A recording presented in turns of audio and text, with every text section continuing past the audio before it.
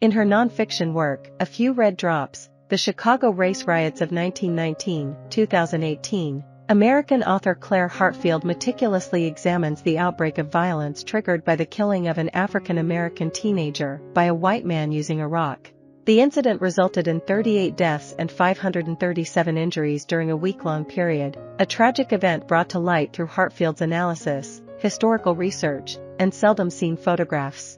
In recognition of her contribution, the book received the Coretta Scott King Author Award in 2019.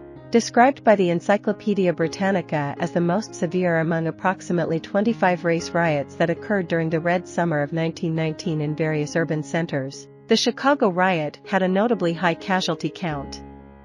Hartfield delves into the broader socioeconomic factors that fueled the unrest, tracing them back to 1910 and the onset of the Great Migration of African Americans from the southern states to northern cities like Chicago.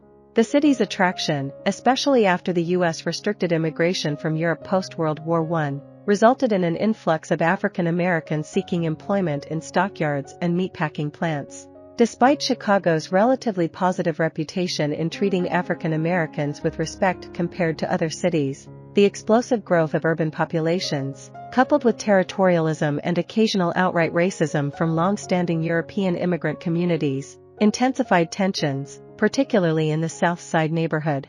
The racial divide was further fueled by a predominantly white police force indifferent to crimes against African Americans and local newspapers, also predominantly white, publishing sensational and biased accounts of alleged African American crime waves.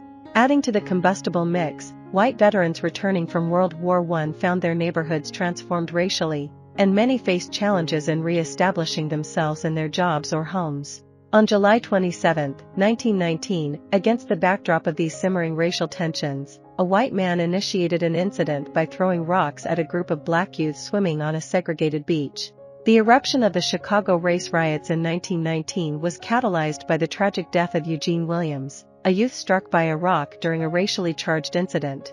However, the real turmoil unfolded when a white police officer, instead of arresting the responsible party, unjustly apprehended an innocent black man.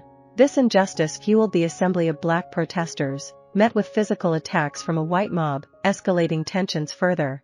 The chaos even extended to threats against Provident Hospital, a medical facility serving primarily African American patients.